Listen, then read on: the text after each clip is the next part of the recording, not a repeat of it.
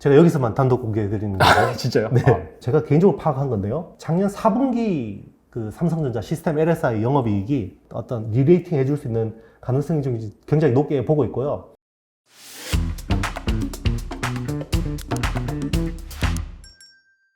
알겠습니다. 그리고 이제 조만간 그 삼성전자의 4분기 실적 발표가 나오잖아요. 일단 제일 중요한 거는요. 이제 제가 여기서만 단독 공개해드리는 거예요. 진짜요? 네. 감사합니다. 제일 중요한 거는 시스템 LSI 쪽 영업이익입니다.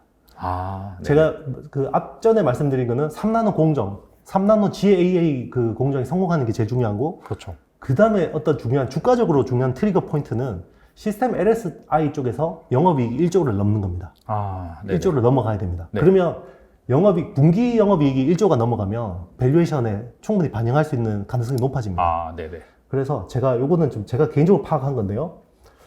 작년 4분기 그 삼성전자 시스템 LSI 영업이익이 한 8천억에서 9천억 정도 나온 걸로 파악이 됩니다. 분기 단위로요? 네네, 분기. 상당히 근접하네요. 잘 나왔죠. 네네. 일단은 이제 파운드리 쪽도 물량이 많아졌고, 네네. 수율도 개선됐고, 네. 그리고 엑시노스 2200 물량도 많아졌고, 퀄컴 스냅드래곤 또 물량도 많아졌기 때문에 일단 좋았는데요. 그러면 올해는 1분기나 2분기 안에 분기 영업이익 1조를 넘어갈 가능성이 높거든요. 그러면 SOTP로 해서 이거를 또 밸류에이션을 어떤 리레이팅 해줄 수 있는 가능성이 좀 굉장히 높게 보고 있고요. 이게 이제 원래 4분기의 특징이 4분기 모멘텀이라는 게 없잖아요. 증권가에는. 보통 이 4분기 같은 경우 약간 좀 비용 같은 거 반영해서 그렇죠. 약간 좀 낮게 나오는 경우가 있거든요. 그렇죠. 보통은 그 컨센보다 낮게 나오는 그렇죠. 게 보너스도 줘야 되고, 그죠? 맞아요. 네. 이런 것들이 많기 때문에 뭐 재고 조정도 있고 이렇기 네네. 때문에 보통은 안 좋은데, 일단은 지금 연초에는 또 아름다운 그림들로 인해서 또 막 이렇게 막 흥분하다가 네네. 보통 한 4월, 5월쯤 되면 한번 조정을 받는데 막상 숫자를 보면 또 현타가 오는 거죠. 그죠? 네네네. 막 아름다운 그림으로 막 봤다가 이제 네네. 현타가 오는데, 네네. 이제 그런 부분에서는 사실 시스템 LSI 쪽에서 만약에 1조 영업이익이 넘었다 그러면 오히려 더 그런 분위기 하에서 더 두드러질 수 있는 가능성이 있고, 그게 이제 어떻게 보면 이제 삼성 어떤 10만 전자의 어떤 중요한 포인트가 될 수 있고요. 파운드리 이쪽에서 네네. 네. 분기 영업이익이 상당히 좀 1조 원에 근접하게 올라갔다. 4분기 같은 경우에는 약간 좀 비용을 반영을 해서 일반적으로 좀 낮게 나오는 그런 네네. 경향인데, 그럼에도 불구하고 네. 이쪽이 좀 올라왔다라고 네네. 말씀해 주셨는데, 네. 그러면은 좀 4분기에 실질적으로 네. 이렇게 파운드리 쪽 영업이익이 많이 올라왔다라고 네네. 이제 뭐 증명이 된다라고 네네. 한다면 뭐 나쁠 건 없겠네요. 네. 이런 상황에서. 요것도 이제 저의 좀 네. 어떻게 보면 나름 승부수인데요. 반도체 가격 빠질 때 네. 저는 그때 안 빠진다라고, 크게 많이 안 빠진다라고 네네. 말씀드렸고, 네. 사실 그날 촬영할 때 네네. 이제 대표님하고 사담으로 나누면서 네. 그때 아마존하고 삼성이 그날 계약을 한 것 같은데, 고정거래가 네네. 거의 1, 2%밖에 안 깎은 것 같다라고 막 그때 말씀드렸었거든요. 맞아요. 예. 예. 왜냐면 아마존이 세계 1등입니다. 고객사 그렇죠. 중에서. 맞아요. 근데 1등 업체가 1, 2%밖에 안 깎았다라는 거는, 그죠? 그 다음 업체들은 그죠? 뭐 깎을 수도 있겠지만, 그러면 DDR5 수급에서 문제가 생긴다는 거거든요. 가격을 많이 깎으면. 네네네. 그러니까 저는 그래서 뭐 이렇게 조정이 세게, 그러니까 반도체 가격이 크게 내릴 수 없다라고 이야기했던 부분인데, 지금 애널리스트들 올해 전망치를 보면요. 시스템 LSI 올해 그 이익 전망치가 대부분 2조 후반대입니다. 연간 기준으로. 네네, 그렇죠. 연간으로. 네네. 그러면 분기에 뭐 한 5천억, 6천억 정도 번다고 추정을 하고 있는데, 네네. 제 개인적인 어떤 분석으로는요. 4조, 5조 갈 수 있습니다. 진짜요? 네, 충분히 갈 수 있습니다. 네네. 네, 그런 것들은 나중에 확인되면 네네. 네, 또 불러주십시오. 확인 안 돼도 불러드리겠습니다. 알겠습니다. 네, 네. 너무 과소평가하고 있다. 시스템 LSI의 어떤 그 이익 레버리지 효과를 그렇죠. 너무 과소평가하고 있다. 그거는 기존에 관성된 어떤 분석 그 툴을 그쵸, 너무 그쵸. 관성화된 분석 툴을 가지고 보는 거 아니냐. 저는 그렇게 보고 있습니다. 이게 사실 과거에 그런 현재 상황이라든지 과거의 그런 추세 네. 그런 거에 어차피 영향을 받을 수밖에 없기 때문에 네네, 그렇죠. 과감하게 이렇게 못 하잖아요. 그렇죠. 사람이라면. 네네. 점점 그럼, 이렇게 네. 상향 조정하겠죠. 그렇죠. 그러면 이제 주가적으로는 그럴 때마다 좋아질 수 있다 보고 있습니다. 알겠습니다.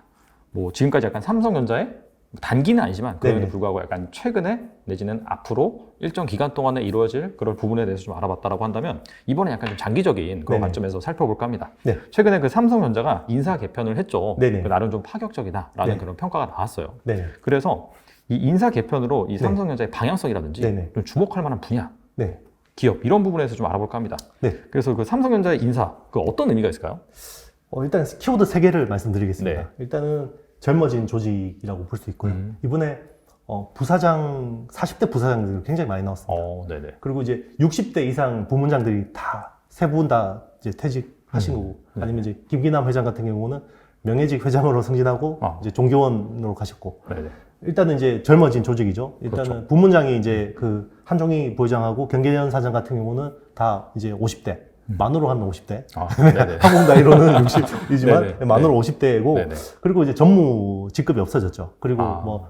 뭐 과장, 차장, 대리 없어지고 그냥 네. 프로, 네. 뭐 이렇게 프로끼리 통합한 거죠. 네. 그래서 이제 기존의 어떤 그 부문장들, 그리고 기존의 삼성을 끌고 가던 어떤 그 분들은 1세대 국비 장학생 출신들이에요. 이게 지금도 그렇잖아요. 이제 뭐 이렇게 동남아에서 돈 없는 나라들이 나라를 뭔가 빨리 일으키려면 인재들을 키우기 위해서 없는 돈 쪽에서 막 해외 유학 보내가지고 우리나라도 유학 와서 그죠? 네네. 공부해서 가서 돌아가서 어떤 그 자국을 또 잘 이렇게 번영시키는 게 목표인데, 그렇죠. 우리나라도 옛날에 60년대, 70년대 보통 그런 것들 많이 했으니까 그때 뭐 김기남 저기 회장님이라든지 뭐 여러 분들이 이제 뭐 진대재 사장이라든지 이런 분들이 다 국비장학생 출신들이잖아요. 그분들이 이제 삼성에 지금 최근까지 끌고 갔는데 이분들 특징이 뭐냐면 완벽주의예요. 1등 삼성. 네네. 우리는 완벽해야 된다. 네. 근데 이제 이 완벽주의라는 부분은 스피드가 안 나옵니다. 완벽해야 되니까. 그렇죠. 그쵸. 돌다리 두드리기다가 맞아요. 돌이 깨질 네. 때까지 두드린다는 말이 네네네. 나올 정도. 완벽주의다 보니까 지금 세태의 어떤 경영 스타일하고 맞지 않다라는 판단을 좀 한 것 같아요. 이재용 부회장이. 그래서 좀 더 젊고 과감한 사람들, 배팅할 수 있고, 그러니까 자기가 질렀으면 책임지고 신상필벌 받고 네. 이런 사람들 중심으로 뭔가 좀 세팅을 한 것 같고요. 그리고 이제 그동안 또 전문 경영인이 힘이 너무 셌어요. 전문 경영이 너무 힘이 세다 보니까 이재용 부회장이 이제 또 감방으로 재수감되고 이런 일이 있다 보니까 그동안 이제 미래전략실이 와해가 돼버렸잖아요. 그렇죠. 지금 이제 그 최지성 부회장이나 이제 이런 분들 다 그 감옥 갔다 오시고 이상훈 사장도 그렇고 그러다 보니까 이게 아무래도 이 큰 조직을 다 뭔가 관리를 하려고 하다 보면 불가피하게 비서실이든 뭐 옛날에 구조본이든 미래전략실이든 필요한데 이게 리걸적으로 뭔가 문제가 생기다 보니까 없애버린 거죠. 옛날에 그 뭐 해경 없애버린 것처럼. 네네네. 그런데 분명히 관리는 누군가 해야 되니까 이번에 좀 이런 부분이 그 관리 부분을 또 뭐 다시 강화하는 이런 모습이 있었습니다. 그래서 이제 여기서 시사하는 바는요, 사업적으로 보면 일단은 100조짜리 IM 부문이 연매출 100조 넘거든요. 네네. 스마트폰 사업 쪽은 네. 100조가 넘는데 50조 정도밖에 안 되는 CE, 그죠? TV 가전 쪽 밑으로 들어간 겁니다. 그죠? 한종희 부회장 같은 경우는 TV 전문가예요. 네네. TV 전문가인데 그러면 50조짜리 사업부 수장이 헤드를 맡고 세트 쪽 헤드를 맡고 네. 무선 사업부 그러니까 그 스마트폰 사업이 이쪽 밑으로 들어간 거죠. 되게 약간 좀 상식적으로는 잘 이해가 안 그렇죠. 되는 보통 변화네요. 이런 건 굉장히 이례적인 건데요. 네네. 보통 큰 조직이 작은 조직을 흡수하잖아요. 그렇죠. 근데 반대로 작은 조직이 큰 조직을 흡수했는데 이거는 이런 거예요. 삼성이 소니를 제치고 TV 시장 1등을 달성했잖아요. 네네. 그죠? 그런데 17년 동안 안 바뀌었습니다. 1등이. 1등을 유지할 수 있는 DNA가 있다라는 거고요. 스마트폰은 지금 1등인데 사실 불안한 1등이죠. 그리고 사실은 뭐 매출이나 그런 면에서 보면 사실 애플한테 밀리는 거기 그렇죠. 때문에 네네. 1등인데 뭔가 좀 약하다. 치고 나가는 뭔가 과감함이 필요한데 그런 것들을 어떻게 보완할 수 있을까? 결국 TV 사업에서 뭔가 이 잔뼈가 굵은 이 1등 DNA를 스마트폰에 이식하겠다라는 게 생각인 것 같고요. 네네. 거기서 나온 부분이 이번에 점유율 확대 어떤 그 스탠스가 나온 게 네네. 결국 그 한종희 부회장의 뭔가 의지가 아니었을까 이렇게 생각하고 있습니다. 확실히 좀 스마트폰 같은 경우에는 네. 뭐 목표 판매 대수를 올해 네네. 좀 많이 올려 잡았는데 그렇죠. 그런 부분들이 약간 좀 그런 사업부 맞습니다. 변화의 네. 일환 그렇게 볼 수 있겠네요. 그렇죠. 약간 TV 사업 쪽에서 1등을 달성한 것처럼 그런 성공 방정식을 좀 더 여기다가 활용하려는 거 아닐까 이렇게 보고 있습니다. 근데 그럼에도 불구하고 약간 좀 네. TV 쪽 네. 밑으로 들어갔다는 표현이 좀 애매하긴 한데 네네. 그쪽에 이제 통합이 되긴 된 거잖아요. 네네. 그렇게 본다면은 네. 어떻게든 그 TV 쪽도 좀 강화할 수 있다 그런 스탠스로 볼 수 있지 않을까요? 맞습니다. 네. 일단 그 저기 한종희 부회장 같은 경우는 대외적으로는 우리 OLED 안 합니다 라고 막 하니까 네. 되게 그 LG 디스플레이에서 패널 구입하는 것에 대해서 굉장히 부정적이다 라고 이제 그런 식으로 해설 기사들이 되게 많이 나왔었는데요. 맞아요. 네. 제가 파악한 바로는 이제 굉장히 오히려 긍정적이었다고 생각하고요. 네. 뭐 LG 패널 사면 어때? 우리 TV 사업 잘하면 되지. 이런 스탠스였다고 하고 있고요. 그러다 보니까 지금 최근에 LG 디스플레이에서 화이트 OLED 패널 구입하는 게 거의 기정사실화 됐잖아요. 네네. 네, 그래서 이제 올해 한 200만 대 정도 구매를 하고 내년에는 한 500만 대까지 구매를 할 것 같거든요. 그래서 지금 그런 것들도 결국 한종익 부회장의 어떤 그 뭔가 이 새로운 체제에서 나오는 과감함들이 아닐까 보고 있습니다. 근데 사실 삼성 같은 경우에 원래 이제 QD 뭐 OLED 네네. 약간 그런 식으로 네. 좀 활용을 하려고 그랬는데 네. 어떻게 본다면은 그 기술이 아직까지 뭔가 양산하기에는 네. 좀 애매한 상황이기 때문에 그렇죠. 그 약간 과도기적인 측면에서 LG 걸 사서 쓴다. 뭐 네네. 그렇게 볼 수 있을까요? 그러면? 이건 제 개인적인 뇌피셜인데요. 네네네. 일단 QD OLED를 밀던 분들이 대부분 옷을 벗었습니다. 아, 작년에. 네. 그거는 이제 결국 네. 인사를 보면 흐름이 네. 나온다는 건데요. 아, 아마 QD OLED 쪽은 굉장히 좀 이제는 약간 슬로우해지거나 추가 투자보다는 아무래도 그 다음 제너레이션인 QNED 쪽으로 갈 가능성이 높지 않을까. 로드맵을. 네네. 이제 QD OLED는 지금 투자해 놓은 거는 뭐 30K 정도 투자했기 때문에 이걸 가지고 한 50만 대 정도 만들 수 있습니다. TV를. 네, 50만 대 정도 요 정도만 하고 네네. 이제 퀀텀 점프를 해서 QNED로 가려는 움직임이 아닐까. 음. 그 사이를 릴레이 할 때 네. 어쨌든 LG 디스플레이 패널을 사서 쓰겠다. 아. 이런 생각인 것 같습니다. 네. 알겠습니다. 그리고 그 삼성전자가 또 계속해서 나오는 얘기가 M&A잖아요. 네. 네. 그래서 뭐 이번 인사 개편으로 인해서 네네. M&A 쪽에도 네. 뭔가 좀 볼 수 있을 만한 그런 네네. 포인트가 있을까요?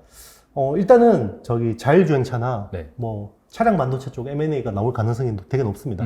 항상 이야기가 되는 회사가 이제 세계 2위 차량 반도체 업체 NXP. 그쵸. 네, 네. NXP가 항상 이제 거론이 되고 있고요.